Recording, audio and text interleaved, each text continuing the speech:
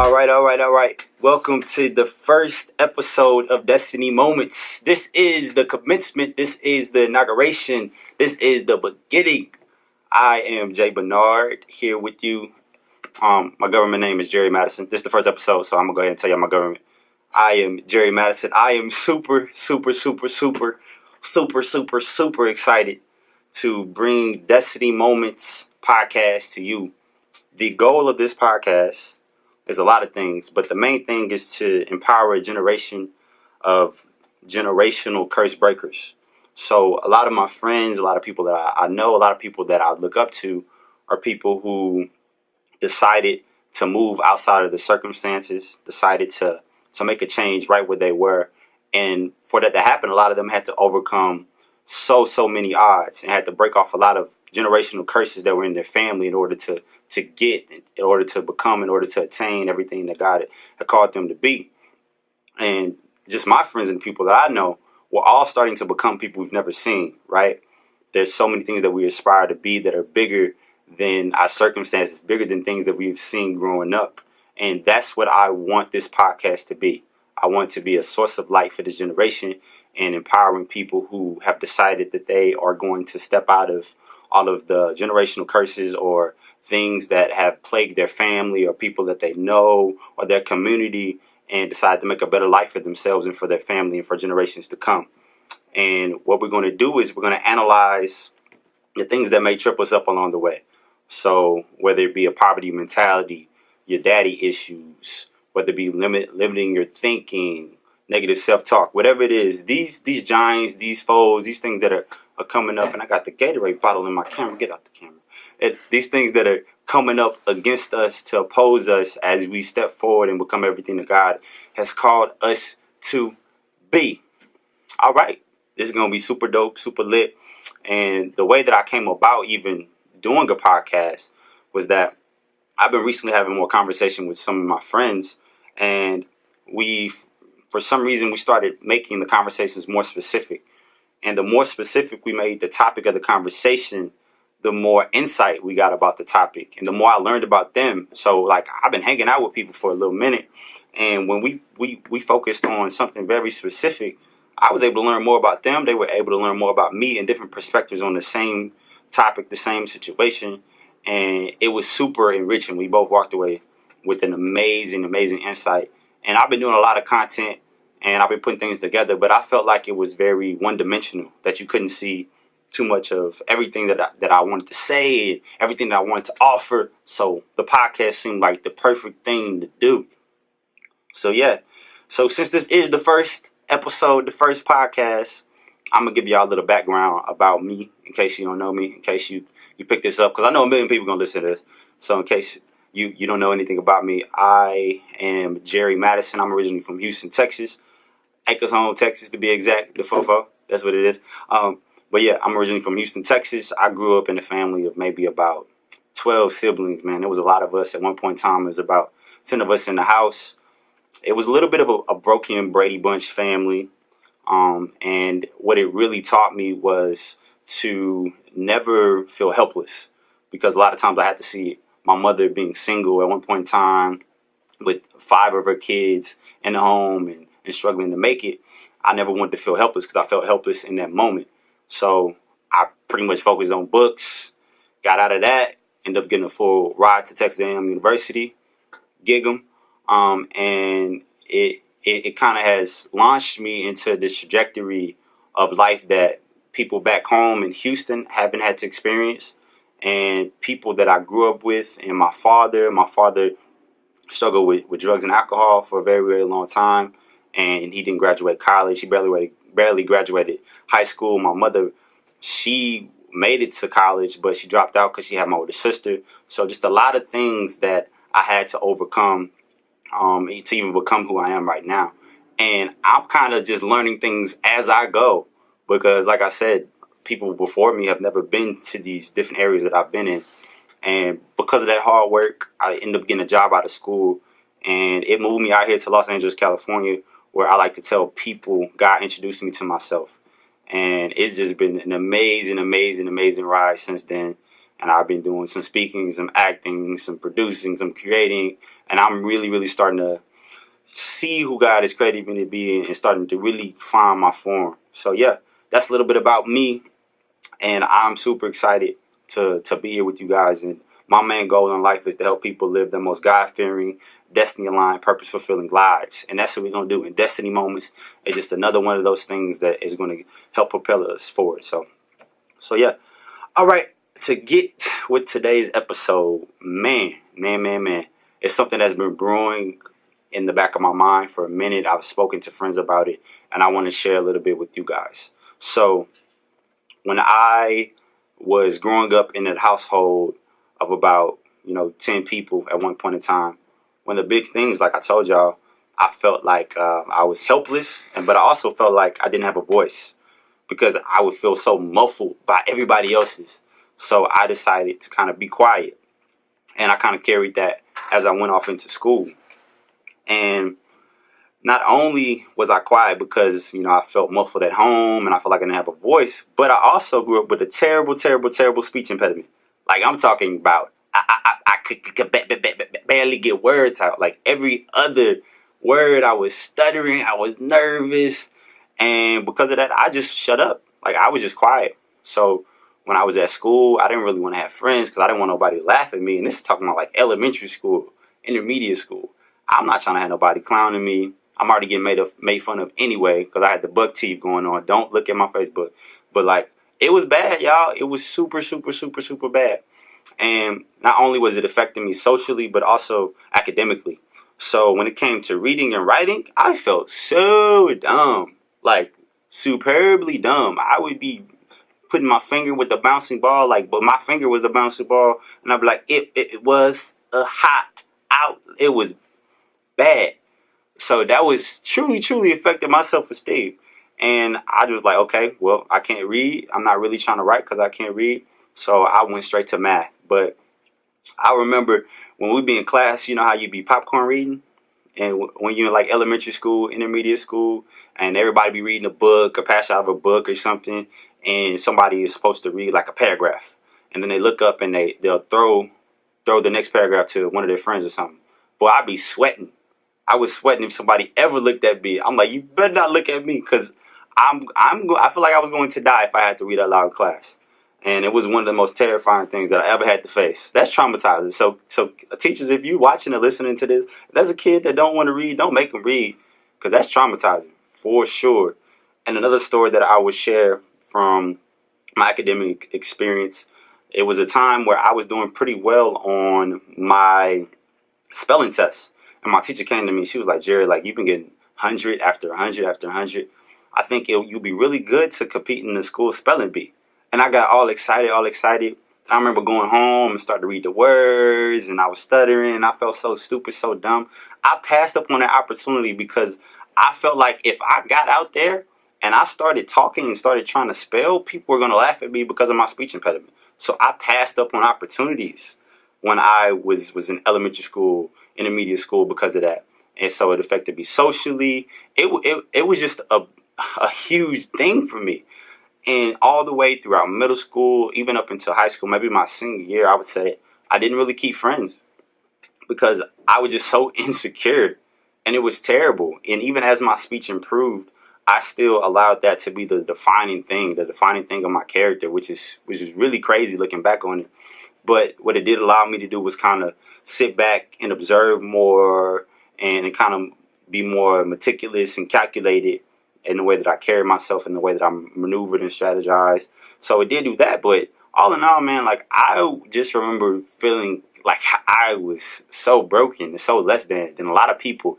And plus growing up with my mom's, working so hard and trying to support us single most of the time, I didn't really have all the shoes like that. So I was already getting clowned because I wore Shaqs. Okay? I'm going to look in the camera. I wore Shaqs. That's Shaquille O'Neal. I don't know if you ever seen Shaqs, but it's Shaquille O'Neal dunking with two hands on the rim and hanging, and it's just trash, y'all. It's trash footwear, and I apologize, Shaq. You providing affordable shoes for kids like me growing up, so I appreciate that.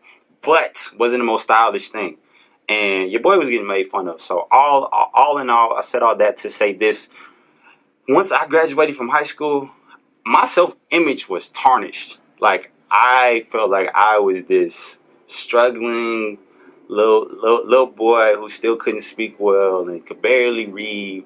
And it was crazy because on the outside everything looked good, you know, like I was a 3-sport varsity athlete.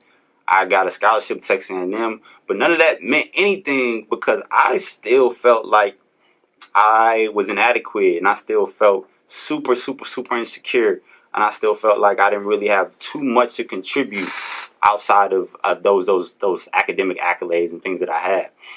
So I remember going into college being like, I'm going to completely reinvent myself, and I started to look at outside things that looked like it was hot or it was popping or whatever, and like, okay, being a womanizer, like women, like, oh, if you a dude and you get all the girls, that means, you know, you got respect or you got clout around here, or whatever you're doing, right? Like, are you making a lot of money? So these started to be the things that I wanted to aspire to be while I was in college, and it led me to be even more broken. It was like I already had this brokenness inside of me, and I already had a gaping hole, and trying to fill it with those things just seemed to enlarge this gaping hole. And that just tarnished me all the way throughout college. You know, on the outside, everything was cool, but I still kind of had these insecurities playing. So even graduating college up until maybe about, I would say maybe 6 months or so ago, I was still super insecure about speaking. In the back of my mind, it was like, Jerry, like, you gonna stutter. It's good. I'm still here. It was like that thing that on your shoulder, like always tapping you and be like, I'm still here. You can't get away from me. I'm still here. And it was just crazy. And God, I remember God was telling me, I want you to start speaking. I want you to start creating more videos and doing all these things. I'm like, God, like, I can't do that because I feel like after I get one sentence in or one word in, I'm going to start stuttering again. And I ain't about to be embarrassed out here. And that's what I told God. But then, y'all, this is so dope. Then there's one day that changed my life. Like, it completely changed my perspective. And I remember I was flying back from Hawaii. I ran a marathon in Hawaii. Shout out to my LC, my line captain, Arian. The boy challenged me to do some crazy stuff. So I ran a marathon in Hawaii. It was super dope, super lit. If you ever go to Hawaii, go to Honolulu. I mean, it's beautiful. It's like Jurassic Park out there. But I was on the plane coming back, and the person I sat by, you will never guess what her occupation was. This young lady, she was a speech therapist for children. She was a speech therapist. I was like, what? You mean that's what you do? You help kids learn how to speak better and articulate, help them with self-esteem? She's like, yeah, that's what I do. So me being who I'm like, okay, I'm about to go ahead and tell her about my story, you know, tell her what I've been through. Kind of that woe is me mentality. And so I went ahead and hit her with it. I said, man, that's dope. That's crazy. But you know me, I grew up with with the speech impediment. And her response changed my life. You see, when I normally tell people that, they hit me with this. They say, what?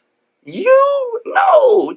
You're so articulate. Like, your vernacular is so good. What you don't have you ain't never had no stuttering problem. You ain't never had speech impediment. And I'm like, yeah, I did have a speech. No, that was me, right? And it was more so me fishing for compliments and me trying to build up my self-esteem from outside forces. And it really didn't matter, right? Because even though those people would see me as this articulate, confident speaker or person in general, on the inside, if I didn't feel that, it didn't matter.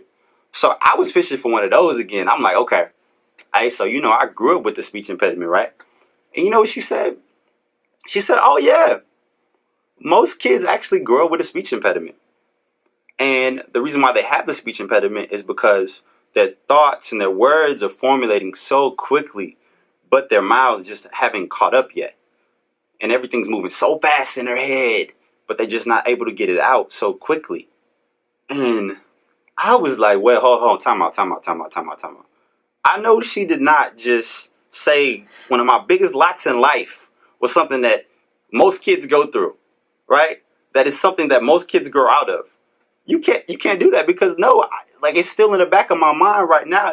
Like I may stutter, I may mess up. I'm still that little boy who is afraid to go to the spelling bee. That's still me. You can't just dismiss it like that. And in that moment, you know what I thought, y'all? I said, how many other areas of my life have I done this with? How many other areas had I grown in and I become better and stronger in, but still chose to carry the mentality as if I was still there, right? As if I still had the speech impediment, or if I still had that same insecurity, or as if I still was in poverty, right? Why was I still subscribing to these things? And God gave me this wonderful metaphor. He told me, Jerry, it was like you were sick and I healed you. And then after you were healed, you chose to subscribe to all the symptoms of being sick, right? I healed you from that sickness, that ailment, but you chose to have the cough. And you chose to have the congestion. And you chose to have the sore throat and the headache. That was all you. You were free already. But you chose to carry around the baggage of all of that. And that blew my mind, y'all. It was crazy. And it made me start wondering, too, how many of you, how many people watching, how many people listening have overcome something or have gotten better in an area or God has healed you, but you choose to subscribe to the things that held you back, or you choose to subscribe to your past, or you choose to subscribe to what other people put on you, what your father was, what your mom was, or whatever it is. You're choosing to subscribe to those things, but it's not true, because in the moment that God healed you, healing went forth, right? Healing was already yours. You just had to accept it and walk in the newness of who you are. And it's super crazy that it's so difficult for us to do that. But it's literally a change in thought. And it wasn't like once that happened, I was like, oh yeah, this insecurity will go away forever. But once that happened, I chose not to let that insecurity define me or control me anymore. Now when it's like, oh Jerry, you might stutter, I'm like, nah, I'm off that. That's not me anymore. I'm good. I'm not that little boy who was stuttering reading in front of the class anymore. I'm a very articulate, confident young man. Like that's me. That's what I choose to subscribe to, and I share that with everybody else. And there's two stories, right? The first one is a story in the Bible. Most of us know it. Moses. God was like, hey Moses, I want you to go and speak to Pharaoh and tell him to let my people go. Moses was like, nah, I got this speech impediment. I can't do it. And God was like, you're right, you can't do it, but if you do it, it'll show my power, not yours. There you go. Move forward. Similar situation. We're limiting God. And then the second story that I'll share with you is one of my favorites. It's not in the Bible, but it's one of my favorite stories. So there was a man, he was at the circus, and he was walking around. And as he was walking, he saw an elephant. He saw this huge elephant. And the elephant was held down, and it was captive by a tiny rope around the elephant's ankle, tied to a stake in the ground. That's it. The dude looked at this. He was like, how is it possible that one of the largest mammals in the world, if not the largest mammal in the world, is held down by this rope tied to a stake in the ground? And not only that, the elephant is not even trying to escape. He's just chilling. He's accepted this. It didn't make sense to him. So the man went and he found the trainer. He was like, okay, bro, like you got to explain this to me because this don't make no sense. The trainer said it's simple. When the elephant was a baby, we tied that same rope, tied it to that same stick and put it in the ground. And as they were small and infants, they couldn't break away because they were too weak, right? They weren't strong enough. And as they got older, they kept trying and they couldn't do it. And eventually they stopped trying. The elephant got conditioned to his circumstances, so he stopped trying. So even when he was strong enough to break from this tiny rope and stick in the ground, he did not, because he was conditioned to think that he could not. Crazy. And that blows my mind because we do that too. How many times have we tried something and failed and failed? And then after that, we chose to say, I'm inadequate. I cannot succeed in this area. How many times have God told us who we are? Like Maya Angelou, what did she say? One of her most famous things that she said, when someone shows you who they are, believed him. God is saying the same thing. When I tell you who you are, why don't you believe me? God is telling us who we are all of the time, all of the time. And it's crazy that we do not believe what he is saying, man. So I I want to encourage anybody watching this or anybody who may be struggling in any of these areas. And shout out to my boy Aaron. He over here giving me the scriptures. What scripture is this? Matthew 9:4-5. This is what? Matthew 9:4-5. Matthew 9:4-5. So it says, but Jesus, knowing their thoughts, said, why do you think evil in your hearts? For which is easier to say, your sins are forgiven, or say, arise and walk. Yeah, that's good, bro. Appreciate it. Shout out to my boy. And that's true, right? Because God ain't limited by us. We the one that be limiting ourselves. And I just refuse to live a life where I limit myself, where I can't get out of my own way. Like, what? How can we possibly do that? Think that we're bigger than God, we're bigger than what He's calling us to be. So I ask y'all take that, y'all chew on that, and let's move forward. Let's no longer limit. Hey, Aaron, hey, pass me my jacket. So in that spirit, in that thought, I really want us to search out areas of our lives that have potentially been areas that we have chose to subscribe to some type of ailment, subscribe to a way of thinking, and just been conditioned. And look out in your life for things that you've just become conditioned to, whether it be your friend group, your circle, your train of thought, and really realize that all it takes is for you to believe the opposite of what you've been believing this entire time. And that's real, because if it wasn't for me doing that, wasn't for, excuse me, oh, I'm burping. Jesus. If it wasn't for me meeting old girl on a plane, I wouldn't be here speaking to you right now. I wouldn't have the confidence. I wouldn't have the faith in who God has called me to be to do this right now. So I encourage everybody to do that. And yeah, so that's the main point of the podcast. But every episode I want to do this dope game that I found, and whether it's just me or with people that I'm talking with, have a conversation with. And it's a game. It's called what is it called? It's called Cards for Connection. And it's this really, really dope game that I've used to kind of get to know myself, do more self-reflection, and also get to know other people. And I've taken this game, and if y'all know me, y'all know I'm spontaneous, I'm crazy, and I ain't got no chill. And, I love people. And I've gone on a street in Santa Monica and just played this game with people, with random strangers, and it's been a pretty dope time. So the way the game works is that you have two different sets of cards. You have these purple ones right here. You got the purple ones right here. And you have these white ones. The white ones you tend to play more in the big group settings where you can kind of interact with other players.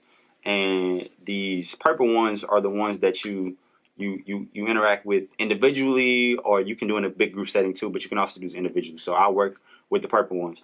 And what these cards are designed to do are to ask you questions, offer statements, offer things that invoke you to think in a more in-depth way, and go deeper and connect deeper. And I'll be asking some questions. So what I'll do every episode, I'll take maybe a card or two, probably just one card, and we'll kind of talk about it, go in depth, and I'll read it aloud to y'all, and we'll kind of go from there.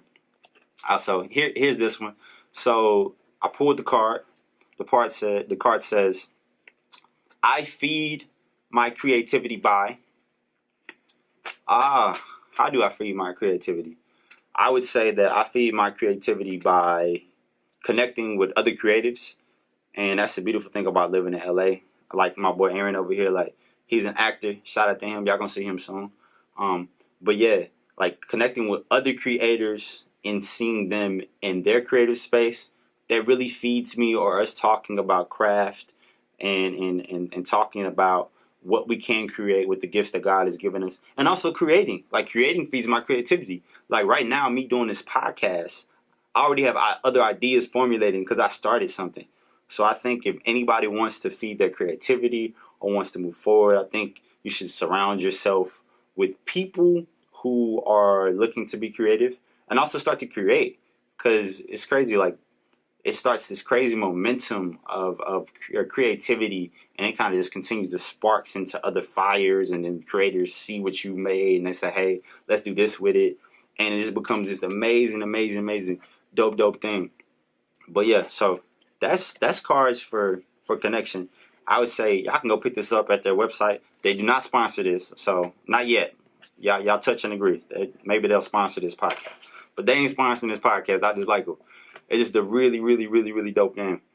So yeah, I would say get that game. But I think all in all, y'all, like just realty to kind of tie the points home on no longer limiting yourself and what God is doing in your life.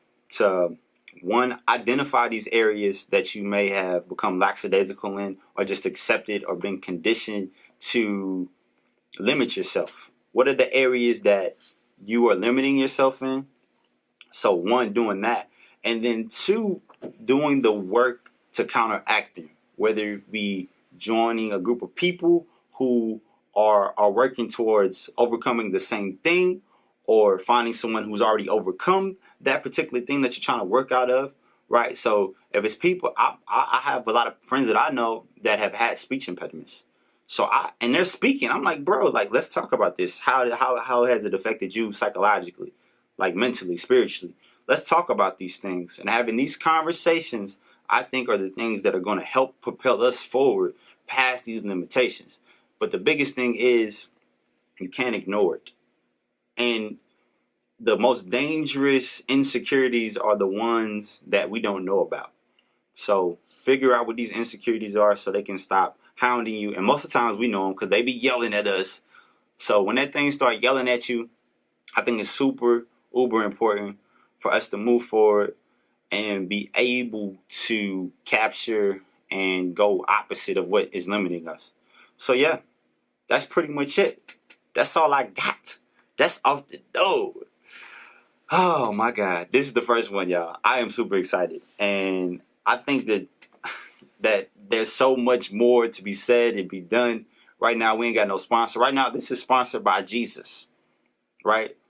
And that's it. It's sponsored by Jesus and them. So if you need salvation, hit up Jesus. But yeah, I thank y'all so much for coming on this inaugural journey with me. And I'm looking forward to hearing more from y'all. There's going to be tons and tons of other dope conversations that we're going to have. And this is just the first one. So once I post it, please hit me up, comment, tell me topics that y'all would want to talk about. Give me some feedback, whatever it is, and we can just continue to move forward together.